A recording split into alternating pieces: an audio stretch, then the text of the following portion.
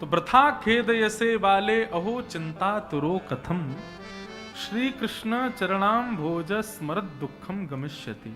मैं अपनी कथाओं में एक बात बहुत जोर दे करके कहता हूं, हमारे ठाकुर जी बड़े चतुर हैं और इनकी चतुराई का सबसे बड़ा उदाहरण है कि ये इतने सुंदर बन के खड़े होते हैं कि आप इनके चरण देख ही नहीं पाओगे। आपकी दृष्टि चित्तवृत्ति केवल इनके मुख पे ही रह जाएगी। बताओ, यहां पे भी देखो चतुराई दिखाई, चरण छुपा लिए हमारे पीछे, केवल मुख ही दिखे। क्यों? क्योंकि ये जानते हैं कि सारे राज तो हमारे चरणन में ही छुपे हैं, और वो चरण ही यदि सबको मिल गए तो फिर वैकुंठ में इतनी ज्यादा जगह नहीं है। सबको वैकुंठ मिल जाए तो वैकुंठ में भी तो जगह, उसके अनुरूप ठाकुर जी को बैलेंस करके रखना पड़ा। जितनी ऑक्यूपेंसी उतने लोग आवे, तो बाकी सभी लोग तर गए तो। पर हम भी इस जिद में हैं कि ठाकुर जी और लैंड खरीदो वहां पे और जगह खरीदो, बड़ा करो वैकुंठ को, और ताकि सबका उद्धार हो, कल्याण हो। अभी अक्षय नवमी, अक्षय तृतीया निकल करके गई ना। देखो बिहारी जी साल भर में एक ही बार चरण दिखाते हैं। महिमा जिसकी ज्यादा होती है उसी को छुपाया जाता है ना। क्यों बिहारी जी चरण छुपा के बैठे रहते हैं अपने? क्योंकि उनकी महिमा है। मुख का दर्शन तो सबको हुआ, पर चरण सेवा तो केवट को ही मिली है। मुख का आस्वादन तो सबको प्राप्त हुआ, पर चरण तो राजा बलि के सिर पर ही पधराए ठाकुर जी ने। चरण सबको नहीं देते ठाकुर। इसीलिए मैं कहता हूं नवदा भक्ति में दो भक्ति ऐसी हैं वो बड़ी कठिन है। 9 भक्ति के प्रकार में सारी भक्ति सरल है, पर 2 भक्ति थोड़ी सी कठिन है। उसमें सबसे पहली भक्ति का नाम है चरण सेवा, चरण पाद सेवनम, और दूसरी भक्ति का नाम है सख्य, ठाकुर जी के प्रति सख्य भाव। चरणों में बहुत कुछ विद्यमान है, इसलिए ठाकुर जी अपने चरण छुपाते हैं। लेकिन हम सबके ऊपर कृपा करके ठाकुर जी पधारे हैं हम सबके घरों में। बंधुओं, उनके चरणों को खूब निहारा करो, सदा उनके चरणों का, जब जब आप नेत्र बंद करके अपने घर के ठाकुर जी का स्मरण करो, मुख बाद में दिखे, पहले चरण दिखें। ये बहुत बड़ी युक्ति बता रहे हैं हम आपको। और फिर जीवन में जब भी संकट, कष्ट, विपत्ति, आपत्ति कुछ भी जीवन में लगे ना, बस यहां नारद जी के सूत्र को अपना लीजिए, श्री कृष्ण चरणाम भोज स्मरत दुखम गमिष्यति। ठाकुर जी के चरणों का स्मरण कर लो, उसी समय आपके सारे दुख जाएंगे, निश्चित है।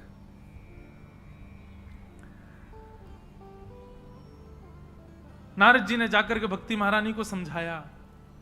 अच्छा एक बात कहें बंधुओं, ये भक्ति कौन है? भक्ति कोई और नहीं है, हमारी श्यामा जी है, हमारी किशोरी जी है, हमारी श्री राधा रानी ही भक्ति। क्योंकि यहां पर नारद जी ने एक बात कही है, वृथा खेद यसे बाले अहो चिंता तुरो कथम, श्री कृष्ण चरणाम भोज स्मरत दुखम गमिष्यति। उसके बाद नारद जी महाराज तीसरे श्लोक में कहते हैं, त्वम तु भक्ति प्रिया तस्य। ये छोटे छोटे सूत्रों में ये बातें सब पता चलती हैं। श्री नारद जी कहते हैं, त्वम तु भक्ति प्रिया तस्य। हे भक्ति, तुम तो ठाकुर जी की प्रिया हो। प्रिया यानी कि उनकी प्रियतमा हो, उनकी प्रियसी हो। त्वम तु भक्ति प्रिया तस्य सततम प्राण तोदिकम। अच्छा, केवल नारद जी इतना कह देते कि हे भक्ति महारानी तुम उनकी प्रिया हो, तो भी ये समझ जाते कि केवल भक्ति को संकेत कर रहे हैं। पर जब अगला शब्द पढ़ते हैं तो क्या लिखा है? सततम प्राण तोधिकम। ठाकुर जी को प्राणों से भी ज्यादा प्यारी हो, तो निश्चित है कि ये भक्ति महारानी हमारी श्यामा जी, ये हमारी किशोरी जी। प्रकट नाम नहीं है ना राधा रानी का भागवत में, इसलिए भक्ति कोई और नहीं है बंधुओं। जिस भक्ति को पाने के लिए, जिस भक्ति को श्रेष्ठ करने के लिए हम कथा सुन रहे हैं, वो कोई और नहीं, हमारी श्यामा जी है, हमारी किशोरी जी, हमारी Radha Rani. Bhakti is equal to Shri Radha. Kishori ji ही भक्ति हैं।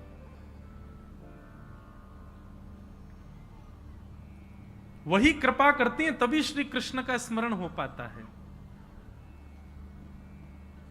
पूरी दुनिया श्री कृष्ण का भजन कर रही है, पर किसकी कृपा से? किशोरी जी सबके चित्त में बैठी हैं, तभी कृष्ण बोल पा रहे हैं हम लोग। भक्ति कोई और नहीं है, स्वयं श्री श्यामा जी में, स्वयं किशोरी जी, हमारी लाडली जी हैं। बड़ा सुंदर भाव अभी देखने में, अभी बस ये भाव आया कि भक्ति कोई और नहीं है, श्यामा जी। तो ऐसी भक्ति महारानी को नारद जी कहते हैं आप चिंता मत करो, मैं ज्ञान वैराग्य को तीव्र करने का कोई प्रयास करूंगा। और नारद जी महाराज भ्रमण करते करते बद्रीनाथ आ गए। बद्रीनाथ में आके उन्होंने संत कुमारों से कहा कि भक्ति महारानी के 2 पुत्र ज्ञान और वैराग्य वृद्धावस्था को प्राप्त हो गए, कृपा करके कोई सत्कर्म बताओ। तब सनत कुमारों ने बद्रीनाथ में कहा, बोले सबसे बड़ा सत्कर्म एक ही है। बोले क्या? कि सत्कर्म सूचको नूनम ज्ञान स्मृति बुधई, ज्ञान यज्ञ स्मृत बुधई, श्रीमद् भागवतालाप सतु गीत सुकादिभि। सबसे बड़ा सत्कर्म एक ही है। बोले क्या? सुखदेव जी के द्वारा सुनाई गई, परीक्षित के द्वारा सुनी गई जो भागवत की कथा है, उस कथा का जन जन को श्रवण लाभ प्राप्त हो, इस प्रकार से भागवत की कथा कराओ। देखो मैं कोई निंदा नहीं कर रहा, कई लोग पर्सनलाइज्ड होकर के कथा सुनना चाहते हैं, ऐसा नहीं होना चाहिए। तो फिर उसके लिए आपके पास टीवी है, यूट्यूब है, वहां कथा सुनो, अपने आप अकेले ही सुनो, किसी को मत सुनने दो। पर जब कथा कराने का भाव मन में चित्त में उठे ना, तो भले ही आप स्थान छोटा रखो, पर सबके लिए द्वार बंद मत करो, वैष्णवों को आने दो। हमारे पूज्य नाना जी कहते थे, कथा में जितने जीव दिख रहे हैं ये कथा के मुख्य श्रोता नहीं है। बोले तो? बोले कथा में प्रहलाद जी, ध्रुव जी, भक्तिमती मीराबाई आदि आदि सब संत जन, रसिक जन सब आते हैं कथाओं में, और सब कथा में आकर के बैठते हैं। और किसके माध्यम से आते हैं? बोले श्रोताओं के संग ही आते हैं। जो बाहर से श्रोता आते हैं, किसी के मस्तक पे बैठ के आ जाते हैं, किसी के कंधा पे बैठ के आ जाते हैं, किसी के भाव में बैठ के आ जाते हैं, सब यहाँ आपकी सामर्थ्य नहीं यहाँ बैठने की, आपके अंदर निश्चित ही कोई दिव्य चेतना विराजमान होकर के आपको लेके आई है यहाँ पर। और वो दिव्य चेतना ध्रुव, प्रहलाद आदि वैष्णव ही हैं, यही कथा के रसिक श्रोता हैं, यही सुनते हैं कथा, आप और मैं नहीं सुनते हैं। आप तो केवल साधन बने हो, आप तो केवल माध्यम बने हो, आपके माध्यम से कोई और आया है कथा में। हमारे नाना जी कहते थे इस बात को। और जब कोई व्यक्ति द्वार बंद कर देता है, अधिकतर धनवान लोग ऐसा करते हैं, तो फिर वो लोग वंचित हो जाते हैं कथा से, उनको आने का अवसर नहीं मिल पाता। इसलिए कथा के लिए तो सबके द्वार खोलो, सब आओ। और फिर इसी भावना से ही प्रसाद आदि रखना चाहिए, थोड़ा थोड़ा सबको प्रसाद मिले। क्यों? ऐसे ऐसे दिव्य चेतनाएं हमारी कथा में आई, सब प्रसाद लेकर के जाए। कथा कराना भैया सामान्य बात नहीं, बड़ी भगवत कृपा होती है तब जाकर के कथा होती है।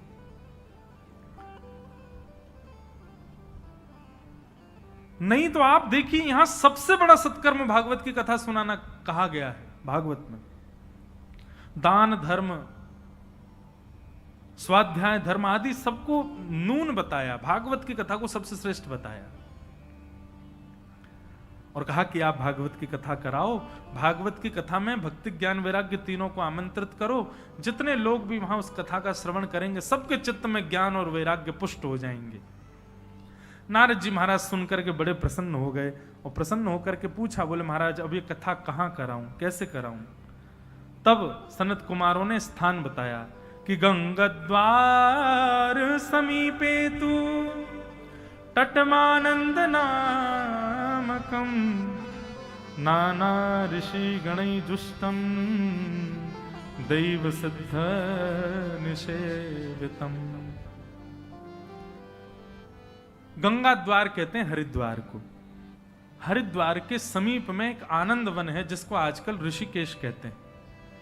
बोल वहां गंगा जी के तट पर सुंदर भागवत की कथा कराओ, और सब ऋषि संत जन आदि। बंधु देखो, कथा का स्थान ऐसा होना चाहिए जहां वैष्णव ज्यादा से ज्यादा लाभ ले सके। अब देखो यहां कितने सारे वैष्णव बैठे, सब वैष्णव आए, दूर दूर से आए। ऐसा ही स्थान होना चाहिए जहां वैष्णव ज्यादा से ज्यादा मात्रा में आ सके। अच्छा, हमने एक चीज अनुभव की, वैष्णव भी चींटी की तरह होते हैं, कथा रूपी चाशनी जहां फैल जाती सब अपने आप आ जाते हैं। अभी लॉकडाउन में एक कथा का क्रम प्रारंभ किया हमने, उसका नाम था अकिंचन कथा। अकिंचन कथा साल में 1 या 2 बार हम करते हैं, अपनी इच्छा से करते हैं। पहले सप्ताह भी करी, पर अब उसका नियम बदल दिया, अब 2-3 दिन का कोई भक्त चरित्र या किसी एक विषय को लेकर के करते।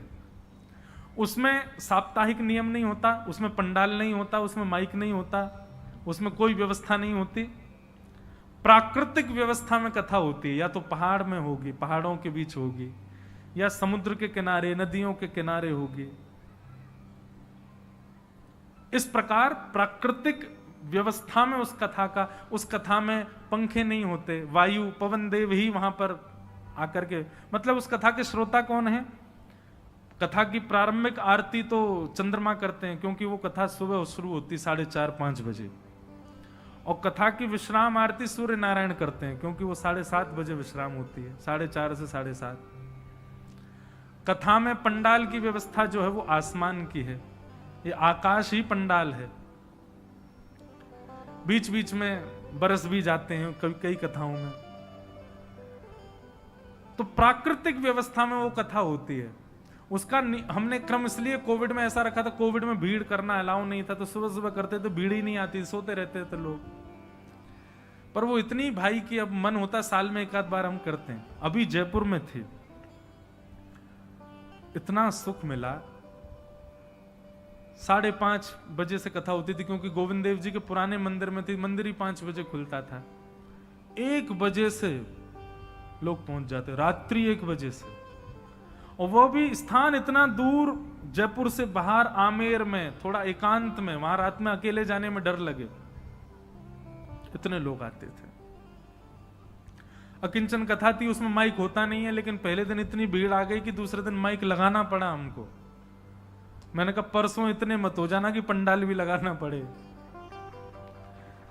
तो अभी क्या हुआ है कि अभी ब्यार चली है, अभी भक्ति बढ़ रही है लोगों में, और ये 100 वर्षों तक अभी ऐसे ही चलेगा।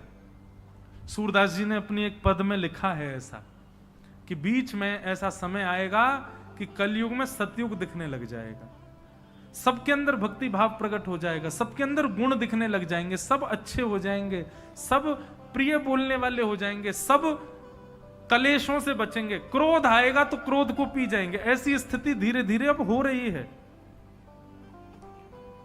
अभी ये 100 वर्षों तक ऐसा चलेगा, अभी प्रारंभ हुआ है। 100 वर्ष बाद अचानक से कलयुग का प्रहार होगा, और फिर आएगा घोर कलयुग, और फिर ये सब धीरे धीरे कम होगा। भगवान करे ये 100 वर्ष, भगवान को दया आ जाए, ये 100 वर्षों की जगह और लंबा इसकी अवधि कर दें, भक्ति महावी रहे।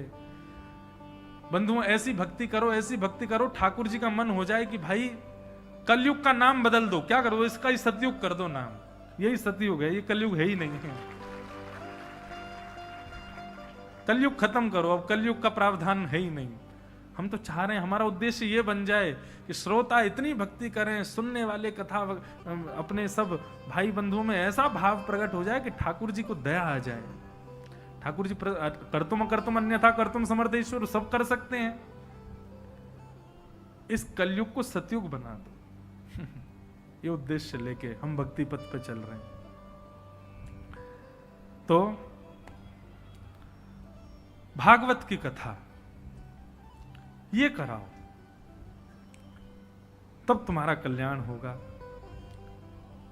भागवत की कथा कराई, बड़े बड़े ऋषिगण, बड़े बड़े सब लोग पधारे, भागवत की कथा हुई, भक्त ज्ञान वैराग्य तीनों आकर के विराजमान हो गए। जैसे ही भागवत की कथा में प्रवेश किया, भक्ति सुतौ तौ तरणौ गृहीत्वा प्रेमैक रूपा सहसा विरासी, श्री कृष्ण गोविंद हरे मुरारे, नाथेति नामानि मुहुर्वदन्ति। एक बात मेरी सुनिए, एक आप सब लोगों के लिए गृह कार्य है, होमवर्क। क्या? जो भाव, जो प्रेम, जो ज्ञान, जो वैराग्य कथा सुनते सुनते उत्पन्न होता है ना चित्त में, वो सदा रहना चाहिए आपके अंदर। यही आपका कथा सुनने का उद्देश्य है कि जिस भाव से आप 4 घंटे कथा में बैठ रहे हो, उस भाव से अब बाकी का जीवन भी जीना है, इसी भाव में ही रहना है। ऐसा नहीं कि यहां पर आप प्रिय हो जाएं, यहां से जाते ही बाहर आप कलेशियारे हो जाओ, ऐसा नहीं। यहां 4 घंटे आप सबका मुखमंडल इतना प्यारा लग रहा है कि आपसे सुंदर संसार में कोई नहीं। ऐसी आकृति, ऐसे भाव, देखो आप सब लोग यहां से बाहर इतनी बड़ी सभा में इतने लोग यदि कहीं और बैठे हों बिना कथा के, तो वो ऐसे नहीं बैठे होंगे, वो ऐसे बैठे होंगे। एयरपोर्ट पर, रेलवे स्टेशन पर कभी नजर घुमा के देखो, सब कैसे बैठे होंगे? ऐसे ही बैठे मिलते हैं सब, सबकी नजर झुका दी, सबका सिर झुका दिया इसने। अच्छा, ऐसा नहीं है कि मैं इसकी इतनी बुराई कर रहा हूं तो मैं यूज नहीं करता, मैं भी, मेरा भी सिर झुकाया है। पर कथा में देखो यहां कोई फोन नहीं चला रहा है, सब ऐसे बैठे। पिछले 3 घंटे से आपने फोन नहीं चलाया, पिछले 1 महीने में इतना फोन का कम इस्तेमाल आपने आज पहली बार किया होगा, निश्चित है ना।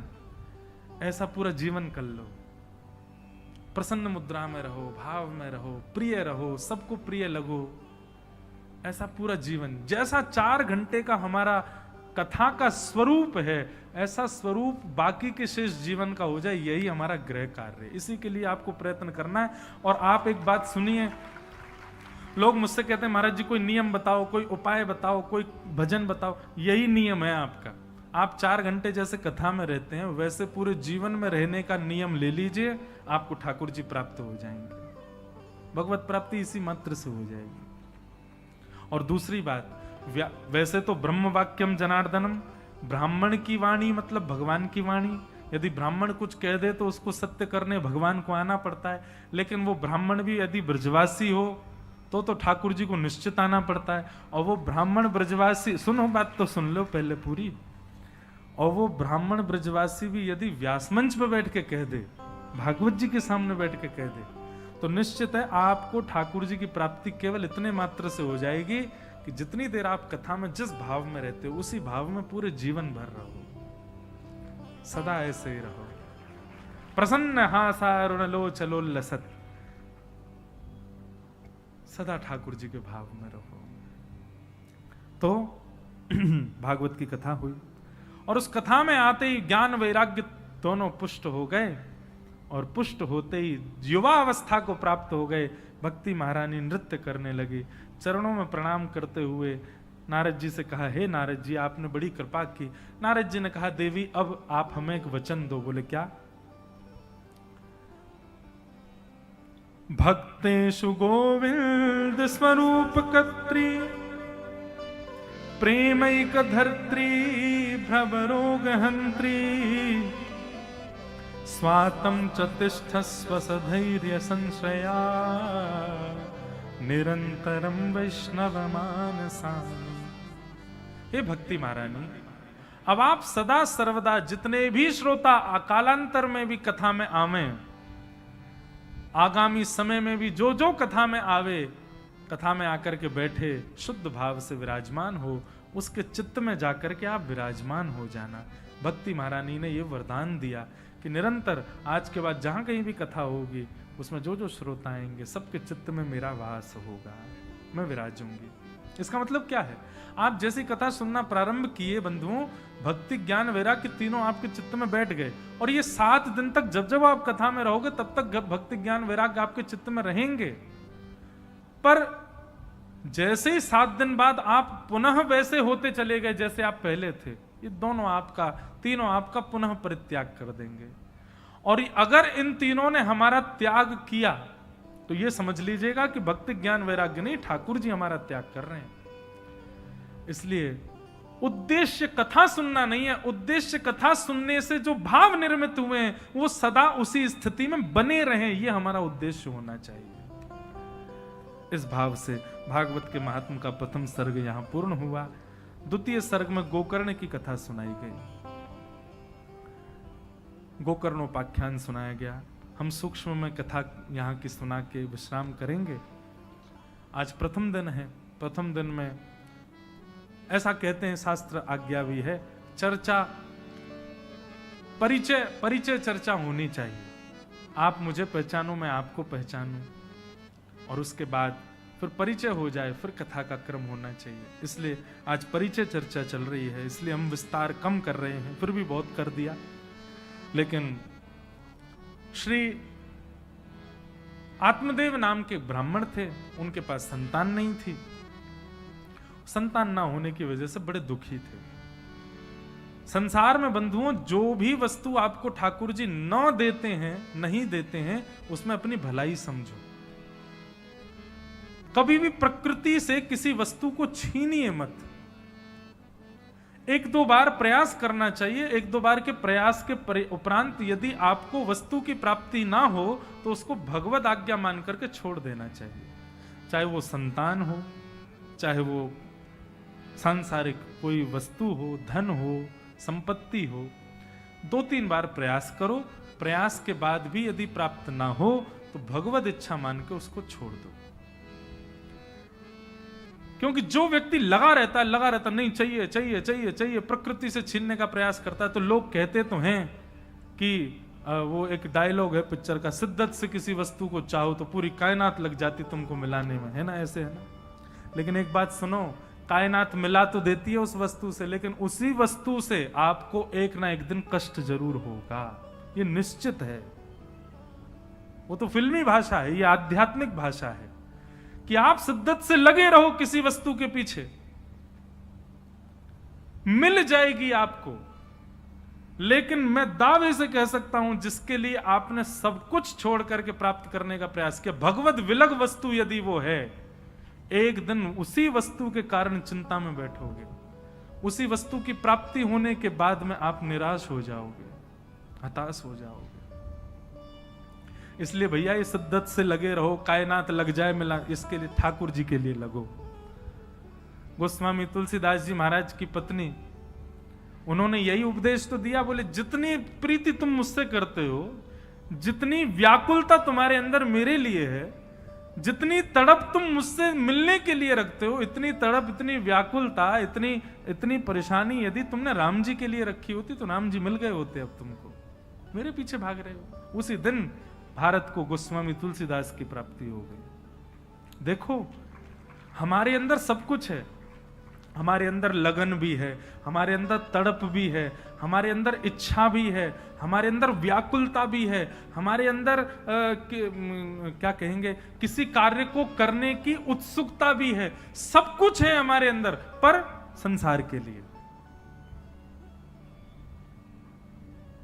अभी 2-4 कलावे ले जा करके बाहर एक वृक्ष के पास बांध देता हूं, और दूसरे दिन एक वीडियो बना करके वृक्ष के पास, यहां पर कलावा बांधने से आपकी मनोकामना पूरी हो जाती है। वो बेचारा वृक्ष अंतर ध्यान हो जाएगा, कलावा वृक्ष हो जाएगा। लेकिन हम कितनी भी वीडियो में बना करके कथाओं में बैठ बैठ कह दें, बोले नाम जप किया करो, ठाकुर जी की कथा सुना करो, भगवत प्राप्ति हो जाएगी। कुछ को भगवान चाहिए ही नहीं। आए महाराज, हम संसार में भगवान को प्राप्त करने आए हैं। भगवत प्राप्ति के साधन के लिए सब पीछे हट जाते हैं। संसारिक साधनों के लिए सबके देखो तप, व्रत, अनुष्ठान सब शुरू हो जाते हैं। मुझे सच में बहुत पीड़ा होती है कभी कभी देख करके। एक बार मैं एक स्थान पर गया, स्थान का नाम बोल देता हूं, जागेश्वर, उत्तराखंड में महामृत्युंजय जिस स्थान पर प्रकट हुआ, जागेश्वर बड़ी सुंदर स्थित स्थान है। कभी आपको भ्रमण के लिए जाने का मन हो, बद्रीनाथ, केदारनाथ सब लोग जाते हैं, जाना ही चाहिए, 4 धाम है हमारे। कभी आपको उत्तराखंड की तरफ जाने का मन हो, हमारे कहे से जागेश्वर जाइएगा।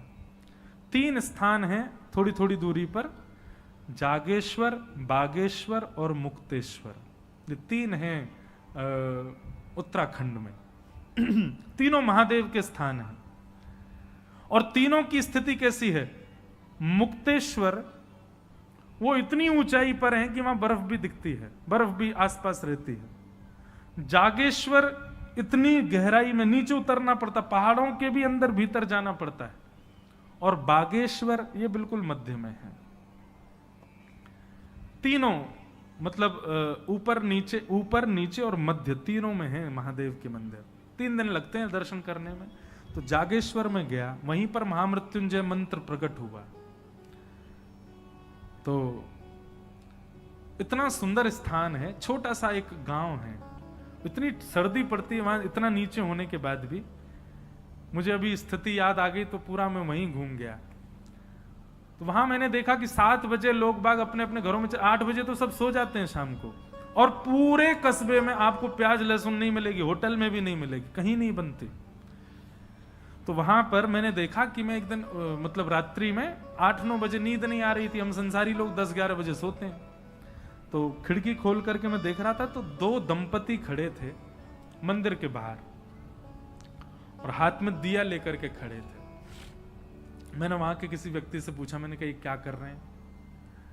बोले महाराज जी यहाँ की प्रथा है कि रात भर दिया लेकर के खड़े रहो और प्रातः काल ब्रह्म मुहूर्त में जब मंगला आरती होती है तो उसी दिए से ठाकुर जी की आरती करके घी का दिया अर्पित कर दो। इतना करने मात्र से पुत्र की प्राप्ति होती है।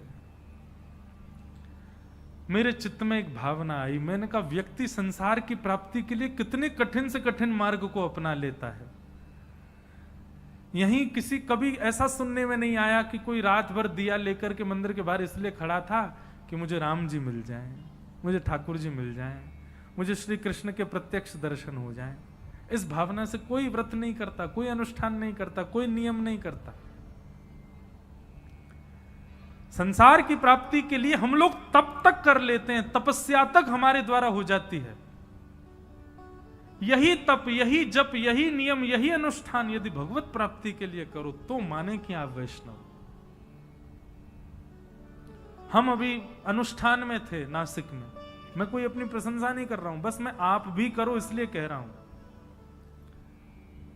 वहां पर हमारे इतने सारे नियम थे महाराज जी ने बनाए। प्रथम दिन जब अनुष्ठान प्रारंभ हुआ तो मुझसे पूछा गया किस कामना से। मैंने कहा बस हमारे गिरधर लाल जी एक दिन भुजा नीचे करके मुझे दर्शन करा दें, इसलिए अनुष्ठान करना है। कभी ठाकुर जी के अचल में सचल का दर्शन हो जाए, वो अचल कभी अपने नेत्र पलक झपक करके मुझको दिखा दें। राधिका किशोरी संग रमण तुम्हारा, मुझको दिखा दो कभी ऐसा नजारा। राधिका किशोरी संग रमण तुम्हारा, मुझको दिखा दो कभी ऐसा। कभी इस कामना से कोई अनुष्ठान किया? कभी इस कामना से कोई व्रत किया? एकादशी व्रत कितने लोग करते हैं? हाथ ऊपर करो। कल की है एकादशी, परसों है, हैं? परसों है ना, आज नौमी है, नौमी और 10वीं दोनों, कल भी एकादशी कई जगह। परसों से आप लोगों की एकादशी का एक ही उद्देश्य होना चाहिए, यही।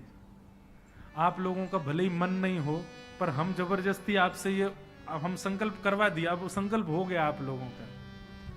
अब परसों से आपकी एकादशी का एक ही उद्देश्य है, राधिका किशोरी संग रमण तुम्हारा, मुझको दिखा दो कभी, हमको दिखा दो कभी ऐसा नजारा।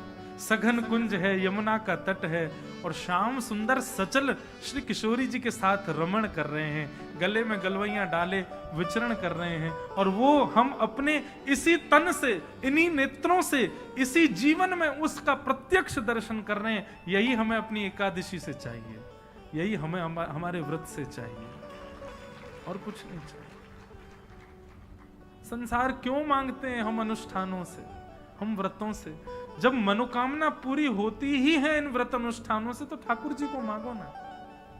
संसार की सब वस्तुएं तो आपके कर्म प्रदान कर देगा, कर्म प्रदान कर देगा, ठाकुर जी को मांगो ना। और ये दर्शन जैसे ही हो जाए, फिर चाहे मैं मर जाऊं, फिर चाहे मैं मर जाऊं, बसा कर नैनन में, छिपा कर नैनन में, बसा कर नैनन में, छिपा कर नैनन में। ये उद्देश्य है।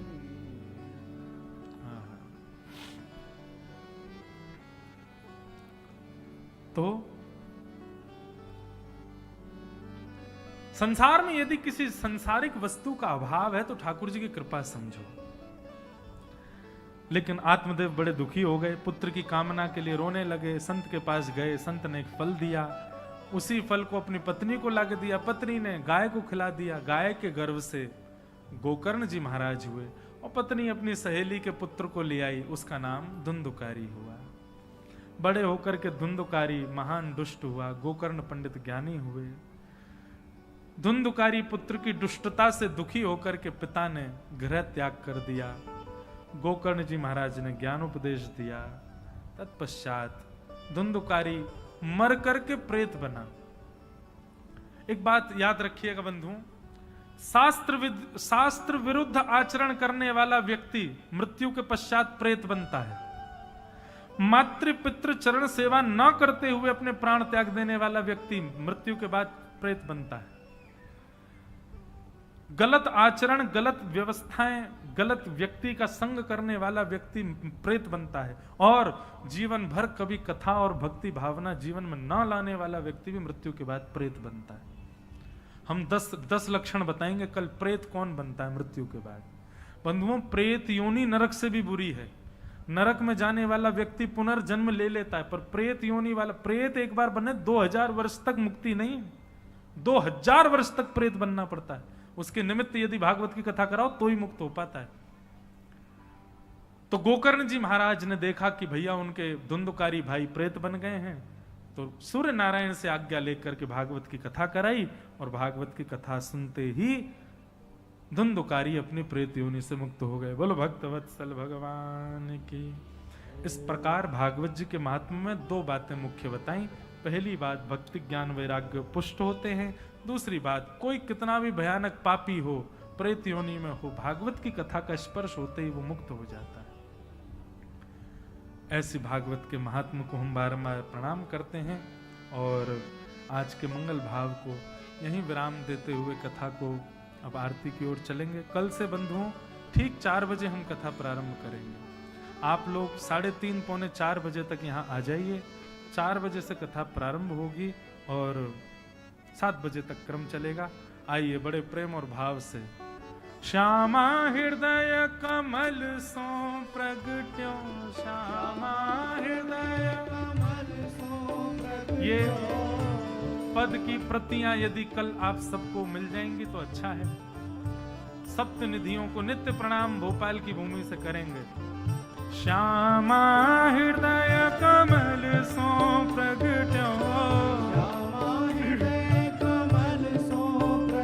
और श्याम हृदय कुभार, वृंदावन प्यारो वृंदावन, वृंदावन प्यारो वृंदावन, हे श्री वृंदावन प्यारो वृंदावन, वृंदावन प्यारो। हमारे वृंदावन के 7 ठाकुर जी, गोविंद देव जी, गोपीनाथ जी, मदन मोहन जी, राधा रमण जी, राधा वल्लभ जी, जुगल किशोर जी और श्री बांके बिहारी। इन 7 ठाकुरों को इस पद में हम प्रणाम करेंगे। और इसका ऐसा भाव दास के मन में आता है कि इस पद को गाने से वृंदावन को प्रणाम, संपूर्ण वृंदावन को प्रणाम हो जाता है। तो इसलिए बड़े प्रेम और भाव से 7 देवालयों को प्रणाम करो, 7 निधियों को प्रणाम करो। सबसे पहले गोविंद देव जी। सब सुख सागर रूप उजागर, रहे वृंदावन धाम। सब सुख सागर रूप उजागर, रहे वृंदावन धाम। हाँ प्यारो रहे वृंदावन धाम, प्यारो रहे वृंदावन धाम। रूप गोस्वामी प्रगट कियो जहाँ, रूप गोस्वामी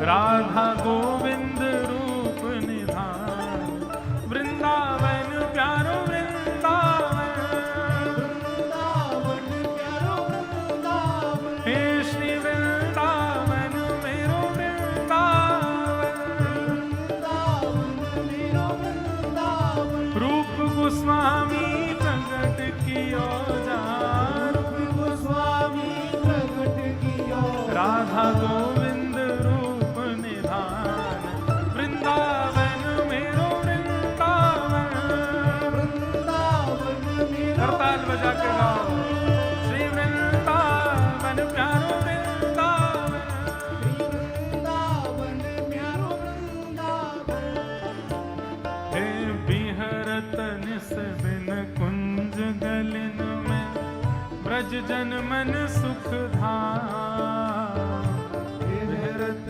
निस दिन कुंज गलिन में, ब्रज जन मन सुख धाम, हाँ प्यारो ब्रज जन मन सुख धाम, प्यारो ब्रज जन मन सुख धाम, मदन मोहन को रूप निरख के, मदन मोहन को, रूप निरख के, श्री मदन मोहन को रूप निरख के, मदन मोहन को रूप निरख के, सनातन बलि बलि जाए, वृंदावन प्यारो वृंदावन, वृंदावन प्यारो वृंदावन, हे श्री वृंदावन मेरो वृंदावन, वृंदावन मेरो वृंदावन, मदन मोहन को रूप निरख के, मदन मोहन को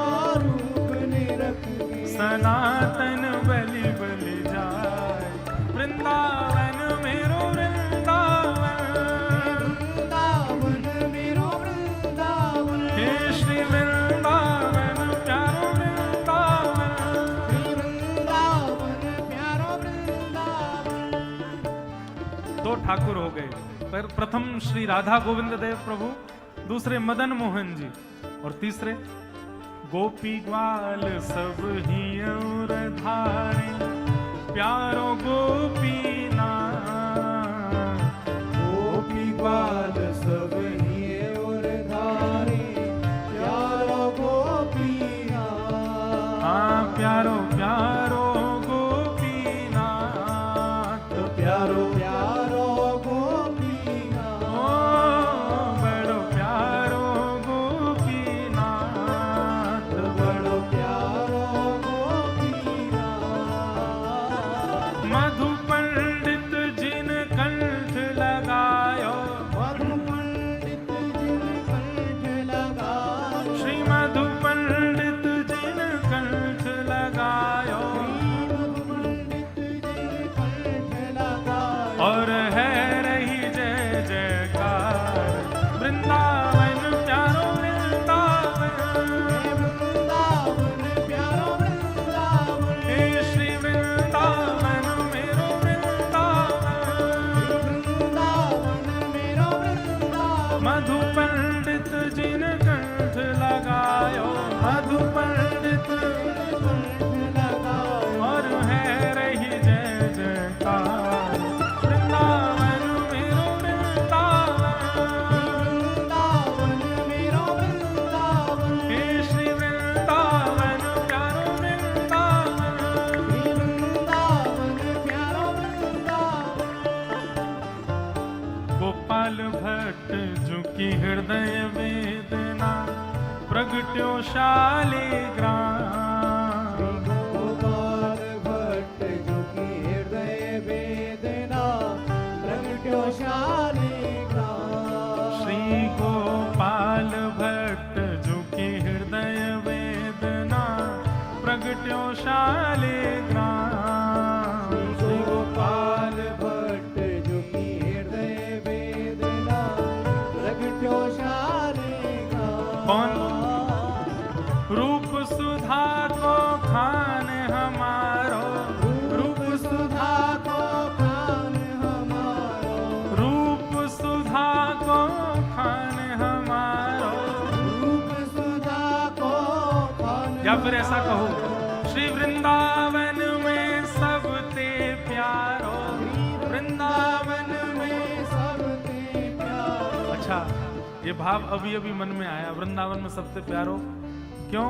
ये भाव जो उत्पन्न होते हैं ठाकुर जी ही करवाते हैं। अब राधा रमन जी के लिए तो आ गया सबसे प्यारो, बाकी के ठाकुर का अच्छा तो हम प्यारे ना हैं, वही प्यारो हैं। कैसी दुविधा में डालते हैं ठाकुर जी। अब बुलवा दिया, अब मुझको ये लग रहा है कि राधा वल्लभ जी बिहारी जी मुझको टेढ़ी टेढ़ी नजर से देखेंगे, हम प्यारे नहीं है मतलब। लेकिन अब आया है भाव तो गा ही लो। अच्छा, कुछ दिन में इसी कथा में श्री राधा रमन लाल जी का प्राकट्य उत्सव भी 23 तारीख को है ना, बुद्ध पूर्णिमा 23 को है अभी श्री राधा रमन जी का। अच्छा, तो फिर ऐसा कह लो इस कथा में राधा रमन जी का प्राकट्य दिवस आएगा, इसलिए उनको हम कह रहे हैं सबसे प्यारो। वे तो सभी प्यारे हैं वृंदावन में।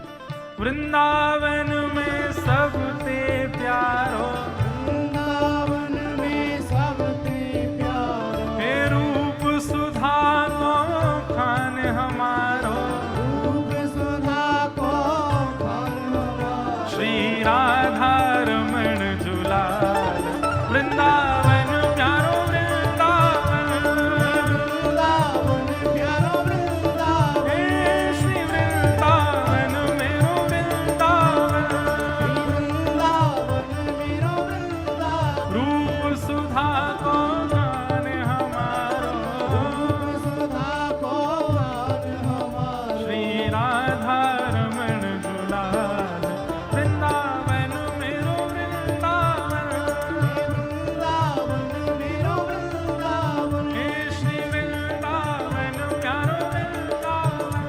वृंदावन प्यारो वृंदावन। आतुर हित हरिवंश पुकारो, श्री राधा राधा नाम। आतुर हित हरिवंश पुकारो, श्री राधा राधा नाम। हाँ बड़ो प्यारो राधा नाम, बड़ो प्यारो राधा नाम। हे बड़ो मीठो राधा नाम। ओ बड़ो मीठो राधा नाम। तब सघन कुंज यमुना तट आयो, सघन कुंज यमुना तट आयो। सघन कुंज वृंदावन आयो। सघन कुंज भुजा उठा के गाओ, हे प्यारो राधा वल्लभ लाल, वृंदावन प्यारो वृंदावन। वृंदावन प्यारो वृंदावन। हे श्री वृंदावन मेरो वृंदावन, वृंदावन मेरो वृंदावन। सघन कुंज वृंदावन आयो, सघन कुंज वृंदावन आयो। प्यारो राधा वल्लभ लाल, वृंदावन मेरो वृंदावन। वृंदावन मेरो वृंदावन। हे श्री वृंदावन प्यारो वृंदावन। वृंदावन प्यारो वृंदावन। अच्छा, आज हमने कथा के प्रारंभ में एक बात कही कि नृत्य तब तक मत करना जब तक आपका तन आपके वश से बाहर ना हो जाए। तो इसका मतलब आपका तन आपके वश में ही है? अभी तक आपके कंट्रोल में ही है। महाराज जी क्या करें, खुद थिरक ही नहीं रहे पाँव, मतलब अभी आपकी भक्ति उतनी ही है, यही मारे बैठे हो। चलो अच्छा, इससे पैरामीटर भी पता चलता रहेगा।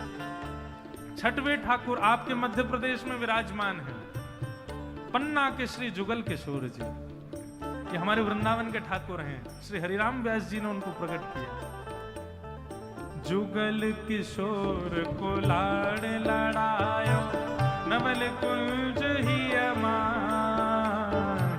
जुगल किशोर को लाड़ लड़ायो, नवल कुंज ही हाँ, कुंजनि कुंजन की रज धारे, कुंजनि कुंजन की रज धारे।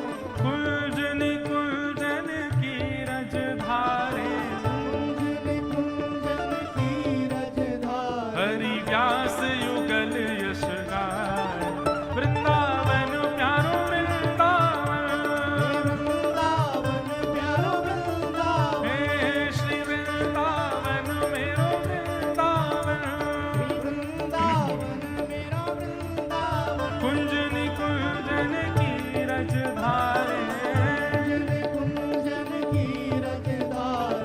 प्यास युगल यश गाय। वृंदावन प्यारो वृंदावन, हे श्री वृंदावन मेरो वृंदावन। वृंदावन के सातवें और सबसे आकर्षक ठाकुर जी। हे भुवन चतुर्दश की सुंदरता, निधिवन करत बिहार। भुवन चतुर्दश की सुंदरता, निधिवन करत बिहार। हाँ, भुवन चतुर्दश की सुंदरता, निधिवन करत बिहार। भुवन चतुर्दश की सुंदरता, निधिवन करत बिहार। कौन? श्यामा प्यारी कुंज बिहारी, श्यामा प्यारी पूजा उठा के गाओ। श्यामा प्यारी बांके बिहारी, श्यामा प्यारी बांके बिहारी। और जय जय श्री हरिदास। वृंदावन मेरो वृंदावन, वृंदावन मेरो वृंदावन। हे श्री वृंदावन प्यारो वृंदावन। वृंदावन मेरो वृंदावन। श्यामा प्यारी कुंज बिहारी, श्यामा प्यारी कुंज बिहारी। हे श्यामा प्यारी बांके बिहारी, श्यामा प्यारी बांके बिहारी। और जय जय श्री हरिदास। वृंदावन मेरो वृंदावन, वृंदावन मेरो वृंदावन। हे श्री वृंदावन प्यारो वृंदावन। वृंदावन प्यारो वृंदावन। ओ जिनकी कृपा से यह रस प्रगट्यो, वृंदावन अभिराम। जिनकी कृपा से यह रस प्रगट्यो, वृंदावन अभिराम। ओ हम सबको प्राणन ते प्यारो, हम सबको प्राणन ते प्यारो। सप्त निधिन को ही उजियारो। सप्त निधिन को ही उजियारो। और यह आनंद करवावे वारो। और यह आनंद गाओ। करवावे वारो। हमारो गिरधर लाल। वृंदावन प्यारो वृंदावन, वृंदावन प्यारो वृंदावन। हे श्री वृंदावन मेरो वृंदावन। वृंदावन मेरो वृंदावन। हम सबको मिलवावे वारो। हम सबको मिलवावे वारो। और यह आनंद करवावे वारो। और यह आनंद करवावे वारो। हमारो गिरधर लाल। वृंदावन प्यारो वृंदावन, वृंदावन प्यारो वृंदावन। हे श्री वृंदावन मेरो वृंदावन। वृंदावन गाओ भाव से। जय राधे राधे, जय राधे राधे। शुभान दुलारी, बरसाने वारी, वृंदावन वारी, श्री कृष्ण प्यारी, हरिदास दुलारी, हरिवंश प्यारी।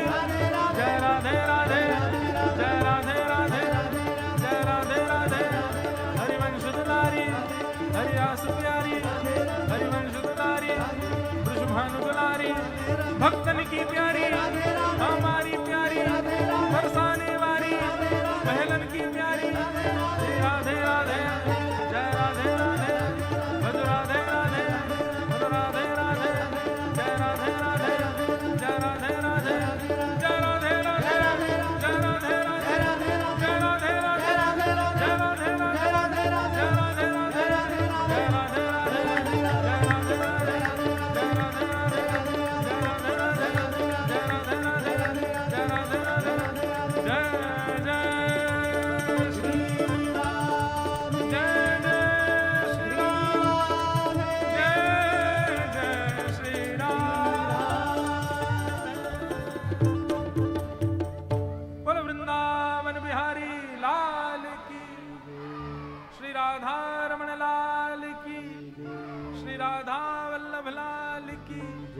प्यारे गिरधर लाल की, पूछ री के लौठा की, हुप हुप प्यारे।